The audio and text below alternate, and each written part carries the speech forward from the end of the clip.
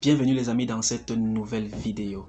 Alors, plusieurs personnes se posent la question, comment puis-je faire pour venir étudier en Turquie? Est-ce que je dois passer par des agences de voyage ou des agents de voyage, c'est-à-dire des particuliers? Alors dans la vidéo d'aujourd'hui, je vous donnerai quelques avantages et inconvénients de pouvoir prendre la possibilité ou les procédures offertes par des agences de voyage et des particuliers. Et à la fin de cette vidéo, je ferai une sorte de conclusion d'un sondage que j'ai lancé sur ma chaîne concernant les villes de choix de chaque candidat qui aimerait venir étudier ici en Turquie. Et je vous dirai l'avantage et le résultat. En fait, je vous dirai le résultat et l'avantage de la ville qui a été la plus choisie sur ma chaîne. Ceci, on se dit générique.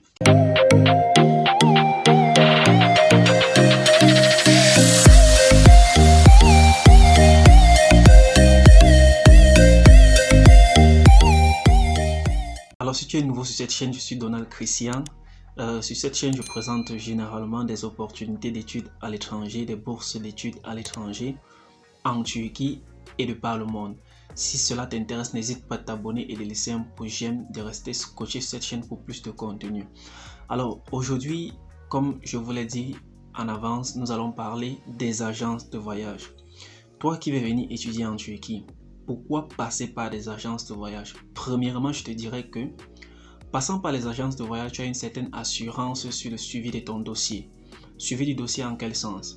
Déjà où l'agence de voyage qui suivra ton dossier, premièrement, pourra te présenter une université reconnue déjà ici en Turquie puisqu'il traite déjà dans le cadre de la loi. Ça veut dire que l'université qu'elle te présentera étant ici en Turquie, forcément doit exister. Maintenant, comment est-ce que ça se passe? La majorité des agences de voyage basées peut-être en Afrique, le plus souvent, travaillent en collaboration beaucoup plus avec des universités publiques ici en Turquie. Pourquoi? Parce que la majorité des universités publiques ici en Turquie veulent des étudiants africains, raison pour laquelle ils sont ouverts aux différents partenariats proposés par plusieurs agences de voyage. Alors, l'un des avantages, c'est que tu as la possibilité de fréquenter dans une université publique ici en Turquie. Et quand tu fréquentes dans une université publique, c'est l'équivalent de dire que tu paieras des frais de scolarité très réduits. Voilà le meilleur avantage. Le deuxième avantage que je citerai passant par les agences de voyage, c'est que tu as un suivi du dossier. Ça veut dire quoi? L'agence de voyage va se servir de faire ta demande d'admission, elle va se servir d'envoyer à l'université tous les différents documents qui seront demandés par l'université pour l'admission, que ce soit en licence, en master ou en doctorat. Tout ce que tu auras à faire, c'est juste de soumettre tes documents à cette agence de voyage avec la somme demandée. Voilà le deuxième avantage. Le troisième avantage que je pourrais citer passant par des agences de voyage, c'est que tu as la possibilité aussi de faire suivre ton dossier pour la demande de visa. Plusieurs personnes ne savent pas comment faire une demande de visa, ne savent pas quels documents fournir. Alors, cette agence de voyage-là suit ton dossier du début jusqu'à la fin, c'est-à-dire pour tout le processus de visa, elle te dit que bon, toi, le candidat qui veut venir étudier en Turquie, apporte ce candidat, apporte un relevé bancaire avec peut-être 10 millions, apporte une autorisation parentale, apporte ceci, apporte cela, apporte ton acte de naissance et bien d'autres documents. Tout ce que tu as fait, c'est une fois de plus de fournir juste tes documents. Voilà un autre avantage de passer par les agences de voyage. Le quatrième avantage que je citerai de passer par les agences de voyage, c'est que tu as un suivi pour la programmation de ton voyage. Ça veut dire que l'agence en question t'accompagne pour l'achat de ton billet d'avion et t'accueille même ici en Turquie à l'aéroport et te dépose si possible dans ton dortoir universitaire ou dans ta ville universitaire. Ceci pour dire que la majorité des agences de voyage offrent généralement des packs complets. Des packs complets, ça veut dire quoi? Tu viens dans leur bureau, tu dis je veux étudier en Turquie. Que puis-je faire? Comment procéder? Ils vont te dire que bon, pour étudier en Turquie, tu dois disposer de telle somme. Voici les différentes étapes. Tu dois payer telle somme pour chaque étape. Dans cette vidéo, je vous dirai que les prix de chaque agence varient. Je ne vous donnerai pas des prix fixes parce que chaque agence fixe ses prix selon ses opportunités et selon le travail à accomplir. Donc, je vous en supplie que lorsque vous voulez vous engager une fois de plus vers une agence de voyage, rassurez-vous que cette agence de voyage est véridique. Rassurez-vous que cette agence de voyage a des preuves concrètes des différents étudiants qu'ils ont eu à faire partie à l'étranger, précisément en Turquie. Alors l'un des inconvénients de passer par des agences de voyage, les agences de voyage généralement demandent une somme très considérable. Ça veut dire quoi? Il y a des agences de voyage dont je ne mentionnerai pas le nom dans cette vidéo qui vont peut-être demander des sommes de 7 000 $ juste pour la procédure du début jusqu'à la fin.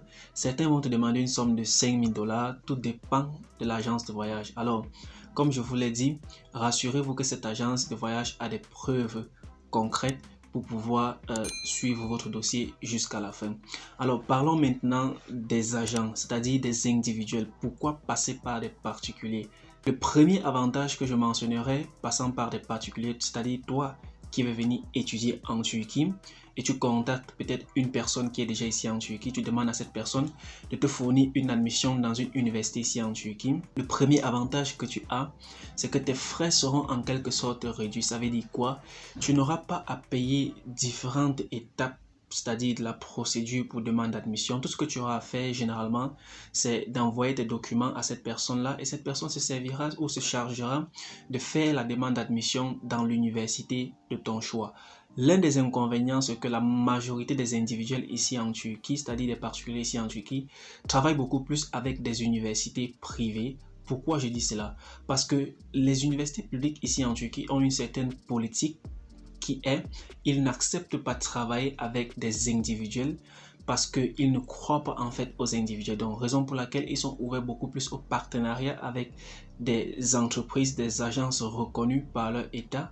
Ce qui fait que la majorité des admissions dont tu auras obtenu des particuliers ici en Turquie viendra directement des universités privées que tu auras payé des très lourde somme pour les frais d'éducation. Ça veut dire que par exemple toi qui veux venir dans une université privée à Istanbul, disons, tu pourras payer environ 3 000 à 3 500 $, voire même 5 000 $, voire même 10 000 $ l'année scolaire juste pour une formation peut-être en ingénierie ou en sciences politiques. Ça dépend de toi. Alors, rassurez-vous une fois de plus que lorsque vous vous engagez dans cette procédure avec cet agent, qu'il est véridique. Vous savez, c'est très difficile dans ce monde d'aujourd'hui de faire confiance à quelqu'un, surtout avec la tonne ou la quantité d'arnaqueurs qui s'y trouvent ici dehors. Donc, je vous encourage que lorsque vous voulez vous engager dans une procédure pour études en Turquie et que vous contactez un particulier, quand je parle de particulier, je parle d'individuel, pour lui demander une admission, rassurez-vous que il a déjà des preuves d'admission qu'il a eu à obtenir étant ici en Turquie. S'il a la possibilité, demandez-lui de vous mettre en contact avec certaines personnes qu'il a eu à obtenir une admission ici en Turquie. Tout ceci pour augmenter une sorte de crédibilité envers sa personnalité, pour ne pas se faire arnaquer. Pour finir cette vidéo, je vous dirais que il y a de cela quelques semaines, j'ai lancé un sondage sur ma chaîne posant la question à ma communauté: quelle est la première ville ou quelle est la ville de choix? Dans quelle ville aimeriez-vous étudier ici en Turquie? Les amis, plus de 50% de ma communauté ont répondu Istanbul. Pourquoi est-ce que tous vous voulez venir étudier à Istanbul? Parce que Istanbul est une très grande ville. Les amis, il faut juste noter que Istanbul est super. Pourquoi? Parce que Istanbul est un peu comme le pont, je dirais le portail entre l'Europe et l'Asie. Istanbul est à part entière asiatique et aussi européenne. Voilà l'un des meilleurs avantages d'étudier à Istanbul. Parce que aussi à Istanbul, vous êtes ouvert au commerce international. D'aucuns diront que Istanbul c'est la capitale politique. Faux, c'est Ankara qui est la capitale politique, mais Istanbul est la capitale en même temps culturelle, en même temps économique et en même temps historique, parce que à Istanbul tu retrouveras plusieurs lieux historiques. Donc ceux qui ont choisi Istanbul comme ville d'études, je vous encourage, je vous félicite, mais notez ceci: lorsque vous voulez venir étudier à Istanbul, il faudrait être prêt de manière financière pour pouvoir assumer non seulement son loyer, sa nutrition, son logement, j'ai déjà dit son loyer, son accommodation et les frais de scolarité, parce que la majorité des universités à Istanbul, pour y avoir l'admission, surtout en université publique, ce n'est pas chose facile. Donc la majorité des admissions sont beaucoup plus offertes dans des universités privées dans lesquelles les frais de scolarité sont trop élevés. Le conseil que je vous donnerai pour finir en quelques mots, c'est que vous là qui voulez venir étudier en Turquie, moi je vous donnerai comme conseil venir d'abord dans des petites villes. Pourquoi venir dans des petites villes? Parce que dans des petites villes, vous avez l'opportunité de pouvoir apprendre le turc à sa racine. Pourquoi je dis à sa racine? Parce que dans des petites villes, en fait, vous allez peut-être trouver une ou deux personnes qui parlent l'anglais. Le reste, c'est juste la langue turque qui parle. Alors, ça sera une sorte d'obligation pour toi de pouvoir maîtriser la langue turque avant toutefois de pouvoir maintenant, juste après, mouvoir dans des grandes villes telles que Istanbul, Izmir et Ankara.